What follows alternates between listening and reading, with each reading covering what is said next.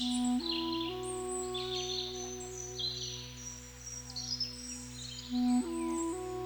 morning, dear audience. Welcome at Massa Muda.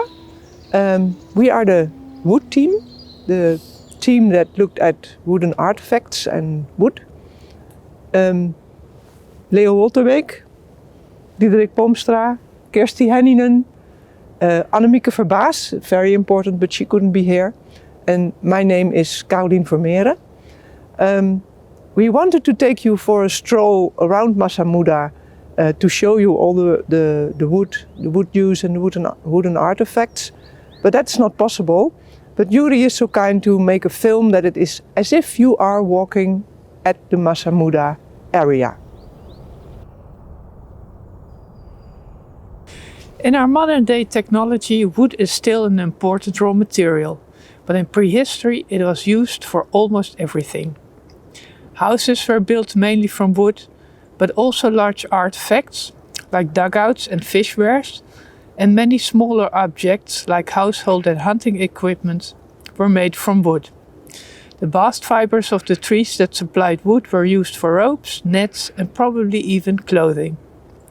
Wood was also the most important fuel that fed the fires for both cooking and heating. At the same time, wooden artifacts are a rare find in archaeology. The conservation conditions are important. In archaeological excavations in Western Europe, wood is only found in waterlogged conditions. Since the sites of the Vlaardingen culture are often situated in wet environments, excavations have revealed the remains of wooden structures, artifacts and unworked wood. Nonetheless, we don't find many wooden artifacts, maybe because of the reuse of discarded artifacts as firewood. Why waste good fuel? In our research, we used information about the identification of the wood species from literature, and in some cases they were checked and reinterpreted. We also made detailed descriptions of the artifacts, the woodworking traces and the useware on the artifacts. This information was not only important for our knowledge of Vlaardingen material culture and wood technology, but they also were at the base of a large part of the experimental work that was carried out during the project by Massa Muda volunteers. Using all these results together, the team could sometimes make new interpretations. These are all the wooden artifacts from that period for our 3 sites that we have investigated. But we will not discuss all of them. We'll give you some of the highlights. Fibers from tree bast and other plants were used to make ropes and nets. And some examples we could examine thanks to the depot of the Archaeological Bureau of the city of Vlaardingen, VLAK. Because of the fragility of this material, of course, many times it's completely gone and it's hard to recover. But at Vlaardingen Arie Koplaan, some fragments of string and knots were found which appear to have been made out of bast fiber. A part of this material is still available, and some pieces of rope and knots may have been part of a net, something like I'm holding in my hand here now. This is of lime bast fiber. We could identify the knots as sheet bends, a well-known net-making knot. A wet and therefore well-preserved piece of rope was drawn by Jan Dam of VLAK and made available for publication. And a very vulnerable and completely dried and desiccated piece of string we could examine. It proved to be of willow bast fiber. It was difficult to analyze it because the pieces are so very thin, which is a proof, testament of the workmanship. Because the thinner bark strips you use, the finer your rope will be. A hammer made of apple-type wood was found at the Hazendonk, and we had a chance to re-examine it at the RMO Museum in Leiden. Due to wear, interpreting the production and use traces is very difficult. But on the side of the hammer there appear to have been some long facets left over from woodworking. There's a piece of bark still left on the head of the hammer that could have been left as a decoration, so intentionally. We can see that there's a difference in the finishing of both ends of the hammer. The short side of the tool is quite pointed And there are some nice small facets, 2 to 5 millimeters wide, as a result of working it with a small and light sharp tool, which could possibly have been a tooth. On the long side, where we would also expect the working surface, the production traces are mostly worn away by subsequent use.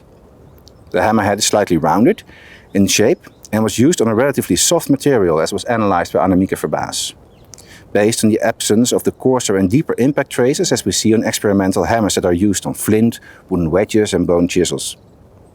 This hammer was clearly used for hammering softer materials, like berries, roots, soft minerals, tendons, dried meat.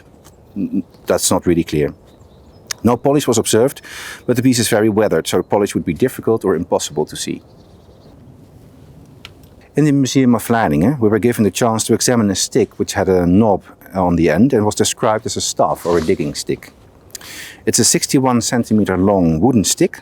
It's slightly bent and oval in cross-section with the narrow side of the oval on the inside and the outside of the bend. It has been made from a cloven part of an ash tree trunk or of a thick branch. The stick has a clear knob, but half of it's missing, and the onset of the knob is asymmetrical. It's not clear whether this was done purposefully. The stick also sports a rounded tip. The top 20 centimeter or so shows a clear polish, probably of being held in the hand. The lower 20 centimeter has a somewhat darker aspect due to the presence of black deposits, mainly inside the wood vessels. These are not the result of charring, but caused by use. The end of the tip itself is shiny, which led Annemieke Verbaas to the hypothesis that it was used for tanning skins. Traditional tanners sometimes use a similar object during the softening phase of the tanning process, when the skin is stretched and tied in a frame and rubbed and stretched while it dries. The hypothesis of this tool having been used for tanning was tested in a small-scale experiment. 3 different activities were performed with replicated digging sticks that were made by volunteers. Digging soft soil, stirring a cooking pot, and softening a fat-tanned roe deer skin stretched in a frame. The results clearly showed that the smooth wear and the high polish observed on the artifact could not have been caused by digging, as the soft early wood rings were worn away on the experimental tool, giving the edge a serrated look. The stirring in reconstructed VLC cooking pots also caused this serrated edge, and under the microscope striations were visible that had not been observed on the original artifact. As expected, the results of the hide softening experiment most closely resembled the wear traces on the excavated digging stick. In the Vlaardingen site Steinhof, a pointed stick made of juniper branch was interpreted as a cattle herding stick. The stick is 75 centimeters long and only 1 to 1.5 centimeters in diameter. There are many small knots present, partly from dead side branches that were broken off naturally. The living side branches were partly cut and partly torn off. Microscopic analysis showed traces of handling at 2 locations on the stick. The pointed end is slightly collapsed or compressed, caused by pricking or stamping. This use wear is not very pronounced, indicating rare use. The interpretation as a cattle herding stick could agree with this, because cattle doesn't need much pricking and can be herded by arm movements. The stick would then function as an extension of the arm. Besides reinvesting the known artifacts from this period, we also had the possibility to look at material from samples that were kept in the depots from the Rijksmuseum van Oudheden and the depot van het Vlak, which were samples that were kept for decades and decades. And it was very special that we could have a look in all these old pieces of wood remains and charcoal. In the depot of the Rijksmuseum, the samples from Hänninen, we found torn off branches, the side branches that were clearly torn off from the trees, showing that the wood was not always harvested using tools or axes, but it could also just be torn from the tree. And amongst the samples in Vlaardingen, in het Vlak, we found an object that was not earlier recognized. It was a slightly bent spoon-shaped object, a sort of spatula about 12 centimeters long, only a thickness from 0.2, 0.5 centimeters. We don't know what it is exactly, It's a kind of spoon, so you can imagine things that have been done with that. It's made from yew, from a considerably larger piece of yew, and we'll come back later on the use of yew tree. Beside these known artifacts and new artifacts, we have also been working together on one important, very big item, that is the dugout. An important item at the Massa Muda volunteer group was the making of a dugout. We had 2 examples for this period in the Netherlands. Both were made of oak. One is from Hazendonk and lies at the RMO, but it's only a piece of the dugout and there is not much detail. Another is from the Wieringermeer, nearly complete and can be seen at the Huis van Hilde. To make a dugout, one needs a straight stem with a suitable diameter and length, preferable without knots and torsion. This means that the tree grew in a dense forest with large trees, which was not present in the area at that time. So VLC people would have to travel to obtain suitable stems. The dugouts were probably made on the spot and only transported after they were finished. Oak is a very durable weed species, and the preference of Neolithic people for making dugouts out of this material is not surprising. Dugouts are constantly wet and rot is their nemesis. So even though softer, lighter wood species like lime would have yielded lighter craft, the durability of oak wood may well have been a more important factor. Also, oak is difficult to cut and work with relatively short and light flint tools used in the Mesolithic. With the larger and heavier Neolithic groundstone tools, oak is easy to work and shape. Experience shows that oak wood is easier to cut and split with those axes than those softer woods that were used for making dugouts during the Mesolithics. The heavy polished Neolithic axes can be used very effectively on this material.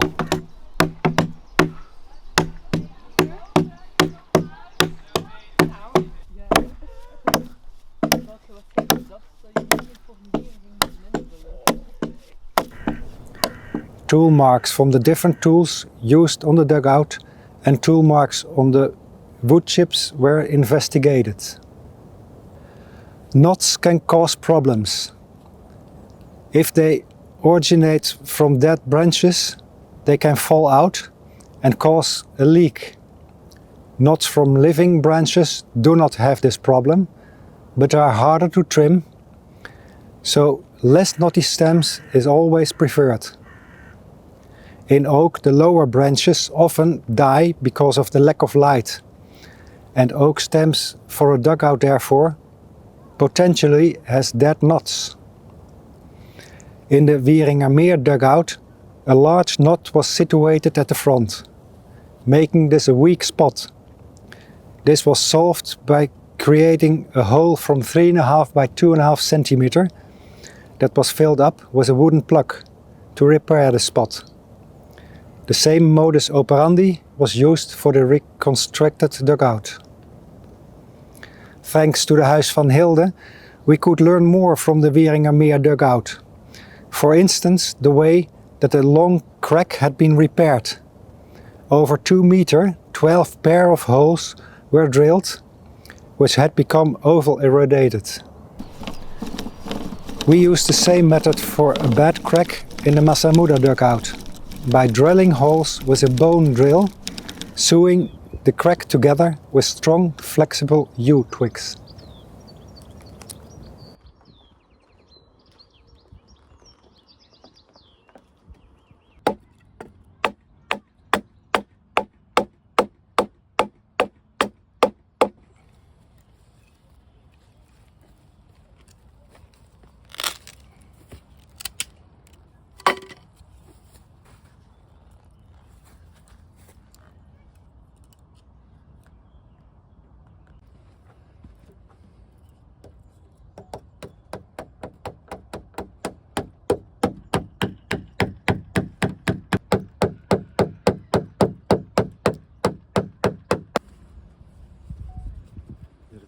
soepelig glijdt over het hout heen. Kun je ook wel over de breuk doen. Als je... Ja, inderdaad. Nou ja, dan glijdt hij ook wel makkelijker uit. Maar ja, dat zien we.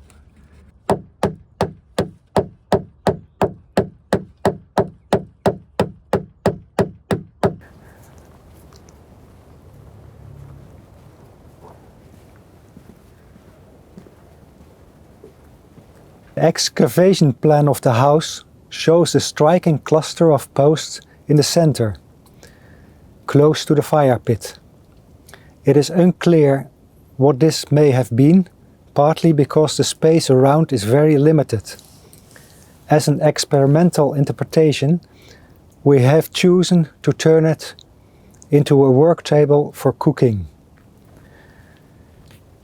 It also makes it possible to burn long pieces of wood in the cooking fire. This saves a lot of hard work chopping firewood with Stone Age tools into small pieces. A bench has been made from the large piece of wood split from the dugout. And above it there's a small attic. On the other side of the fire, the corner of the house lent itself to a sleeping area, and there is a bench along the wall. Many hazel branches were used for the wickwork of these elements, which were harvested during the felling experiment that will be discussed later. During a wood workshop, an ash trunk was split into planks, which were used to make a cupboard. Pedals were also carved in a wood workshop for the dugout. Of course, there are no archaeological examples of these items, but it's logical and practical, and it works. So that's why we fill it in like this. To get information about the use of wood in the past and to see if management can be proven, Kirsti, Hänninen, Welmoed Oud and I have been working on a project to look at modern day trees. We collected data of the yearings and the diameters for about 15 years from several species, and these data form the reference graph for to plot the archaeological data in.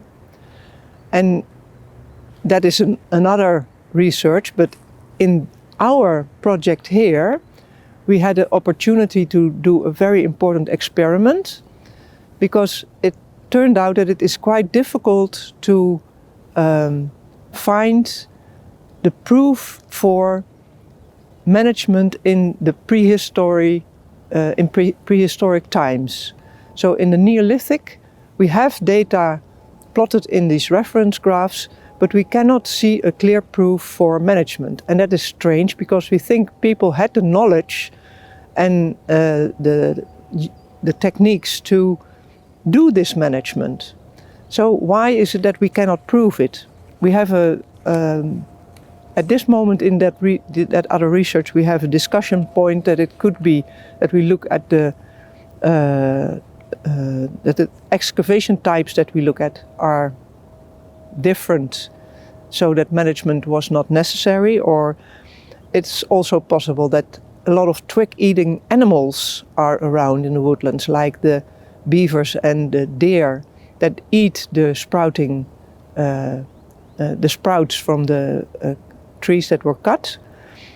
And one of the things that is also possible is that the cutting of the trees with stone or bone tools damage the trees so much that they will not sprout anymore.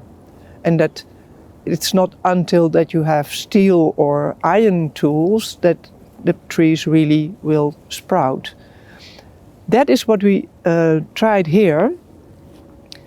Leo and the volunteers have been cutting the hazel trees that grow near the Masamuda house and near the Vlaardingen house, he told already that he used a lot of twigs to make the benches and the wickerwork. You can see the bushes on the right, they were cut with the stone tools. The bushes on the left were cut with the iron tools. And it turned out that even though they were cut in midsummer, which is not a good moment for trees to start sprouting again, there was no difference between the two. So the tools have no influence on the sprouting of the hazel bushes. And that was a very important conclusion for that other research. So we were very happy that we could perform that experiment here.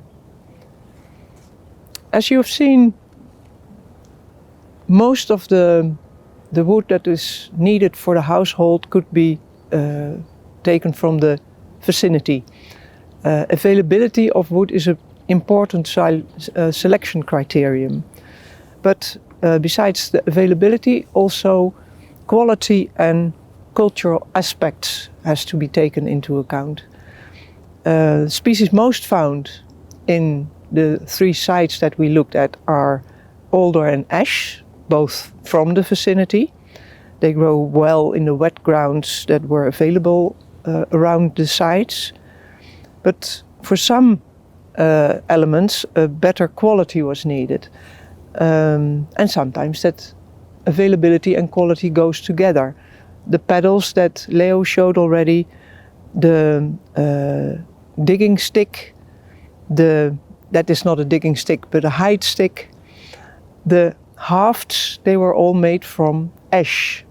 That has a very good quality, is very durable, strong and resilient. So it can withstand great force that are needed when you use those tools.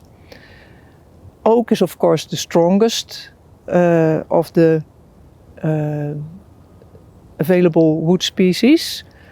It was used for the dugout, and as Leo has explained, that is clearly based, the choice for oak is clearly based on the high quality of the wood. It is restricted in the vicinity of the site, and especially the long straight stems with large diameters as needed for this dugout, they will not have grown locally, so they were imported. Quality was here a stronger criterion. Other species that were used for the artifacts or that were found in the excavations, they were only used sporadically and for special purposes. So we've seen in the museum this fish trap that was made from dogwood, and dogwood produces long, straight, flexible branches. They are very good and logical choice for making the fish traps. But another logical choice is willow, and that was present in abundance around this area. But it has not been used here. On this one fish trap was made of dogwood only. Helmut Oud has mentioned that for the use of dogwood it's possible that availability but also cultural aspects could have played a role because of the color of the wood. The strong and flexible yew is a common choice for making bows.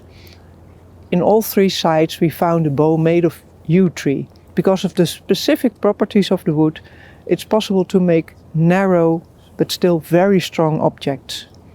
It's also possible to see cultural aspects in this choice because of the evergreen character of the tree and the outspoken colors of the wood itself. Besides the bow fragments that we found in all 3 sites, also a spatula or the spoon was recovered that was also made of yew wood. And the same arguments for this choice can be used for the spatula. could be cultural, it could also be that it has very good quality for its use.